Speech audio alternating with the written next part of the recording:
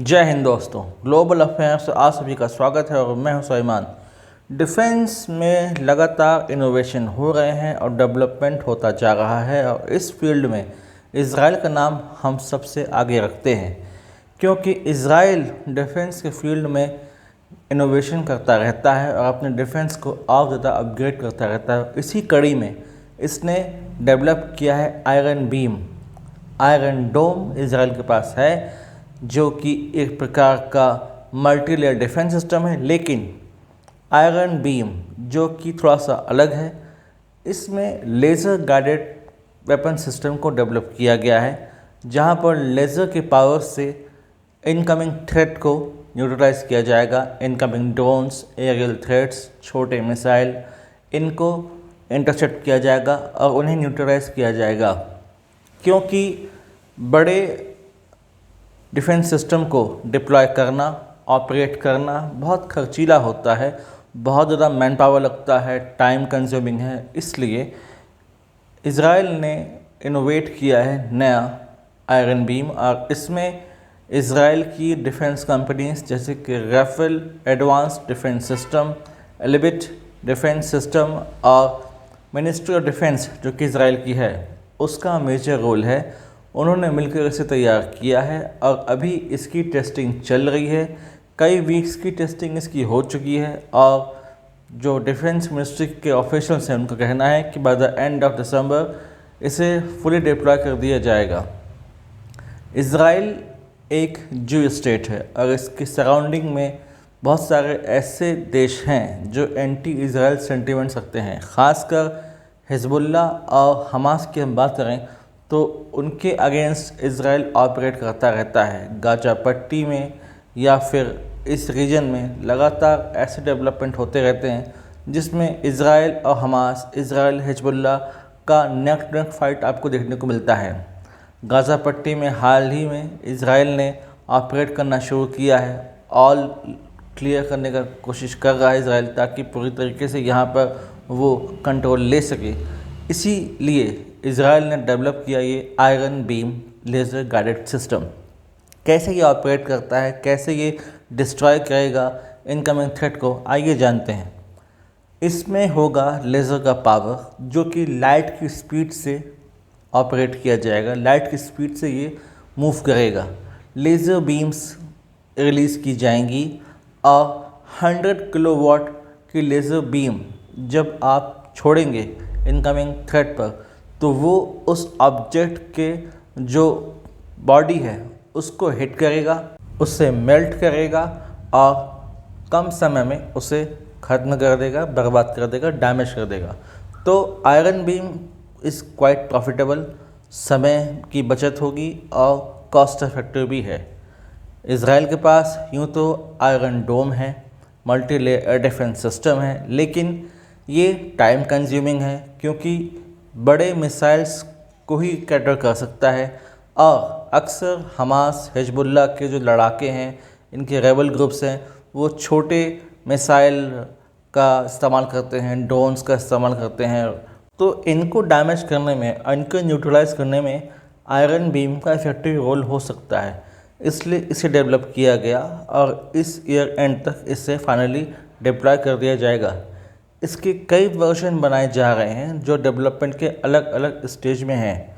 एक तो कन्वेंशनल इसका वर्जन है जहां पर इसकी बहुत सारी बैटरीज आप एक जगह इंस्टॉल कर दोगे, नॉन मूवेबल है, वहीं से ऑपरेट होगा, ये मूव नहीं करेगा और वहीं से आप अटैक करोगे। एक मोबाइल यूनिट होगी इसकी जो ज़रूरत पड़ने पर आप मूव कर सकते हो, उसे ऑपरेट कर सकते हो। कहाँ आपको इसको ऑपरेट कराना है, कहाँ आप मूव कराना है, उस हिसाब से ये मूव होगा और आप एनिमी के थ्रेट को न्यूट्रलाइज कर सकते हो। इसका नया वर्जन भी तैयार किया जा रहा है ताकि आप शिप में, वर्कशिप में इसको इंस्टॉल करके फिर आप इसको ऑपरेट कर सकते हो और enemy drones, enemy threat, radar, motor, guns और दूसरे जो एरियल थ्रेट्स हैं आप उसको न्यूट्रलाइज कर सकते हो। तो अलग अलग इसके वर्जन्स डिप्लॉय किए जा रहे हैं और आने वाले समय में कहा जा रहा है कि इसकी कैपेसिटी बढ़ाई जाएगी।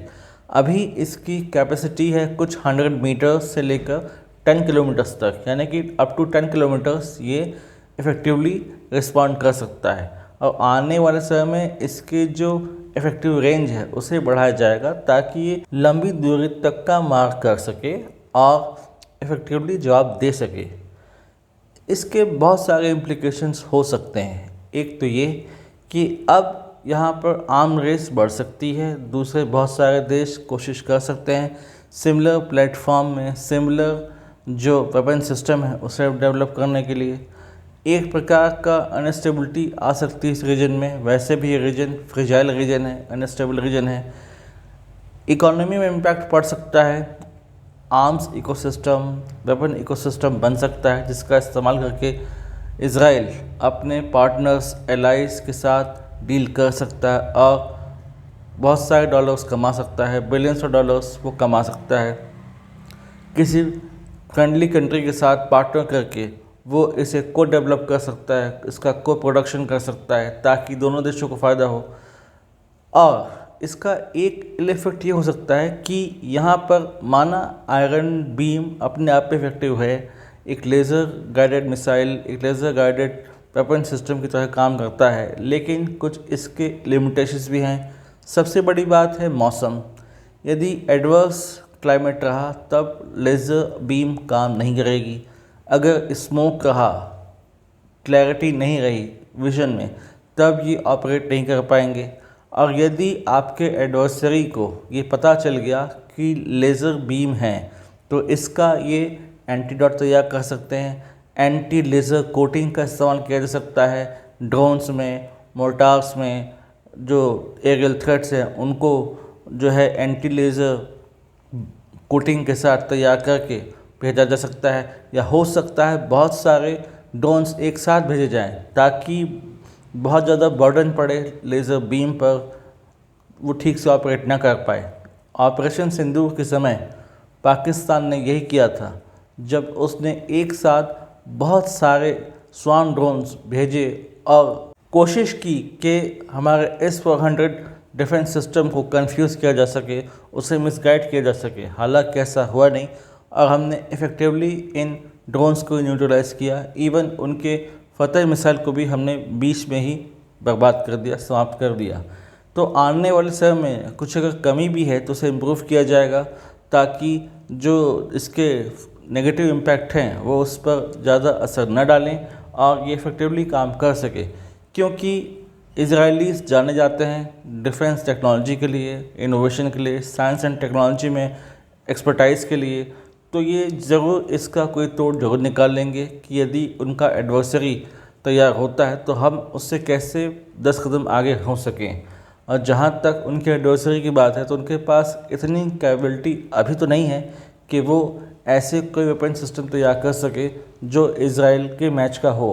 और हाल फिलहाल चूँकि उसके साथ यूएस का सपोर्ट है तो एक प्रकार का फाइनेंशियल सपोर्ट और डिप्लोमेटिक सपोर्ट उसे लगातार मिलता रहेगा।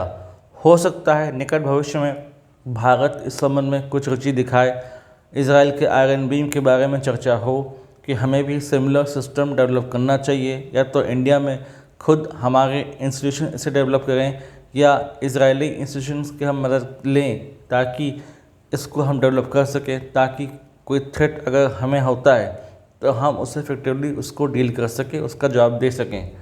अब आने वाले समय में जब इसे डिप्लॉय किया जाएगा, फाइनली इसके टेस्टिंग पूरे हो जाएंगे, तब कुछ बात कही जा सकती है कि आयरन बीम कितना इफेक्टिव रहा, इसके लिमिटेशंस कैसे कम किए गए और कैसे इसे ज़्यादा लीथल बनाया गया। और चूँकि किसी भी वेपन सिस्टम को डेवलप करने में समय लगता है, सीरीज ऑफ टेस्ट होते हैं, उसको प्रॉपर जांचा जाता है, देखा जाता है, परखा जाता है। और अभी तक के टेस्ट में इसने बहुत सारे मोर्टार, एयरक्राफ्ट, ड्रोन्स को न्यूट्रलाइज किया इफेक्टिवली। तो देख कर लगता है कि टेस्टिंग सही दिशा में इसकी चल रही है और निकट भविष्य में अच्छा खासा जवाब दे सकेंगे, अच्छा खासा ये वेपन सिस्टम क्रिएट कर सकेंगे, जहाँ पर एक प्रकार का डिफेंस सिस्टम वो मजबूती से अपना तैयार कर सकते हैं, जहाँ पर आयरन डोम के साथ साथ आयरन बीम भी इफेक्टिवली जवाब दे सकता है किसी भी थ्रेट को, फिर चाहे वो हमास की तरफ से हो, हिजबुल्लाह की तरफ से हो या कोई थर्ड नेशन की तरफ से हो। देखते हैं कुछ डेवलपमेंट इस फील्ड में होता है तो मैं आप लोगों के लिए एक सब्सिक्वेंट वीडियो लेकर आऊँगा जो कि सिग्निफिकेंट होगा आप लोगों के लिए, ताकि आप लोग उसके थ्रू एनलाइटन हो सकें, एजुकेट हो सकें। यदि आपको वीडियो पसंद आता है तो do like, share, subscribe channel, widely spread this video for knowledge people. Bell icon press कीजिए, हमारे चैनल को सब्सक्राइब कीजिए, इस वीडियो को फैलाइए ताकि हम ग्रो कर सकें और आपका सपोर्ट हमें निरंतर मिल सके। Thanks for watching. जय हिंद, जय भारत।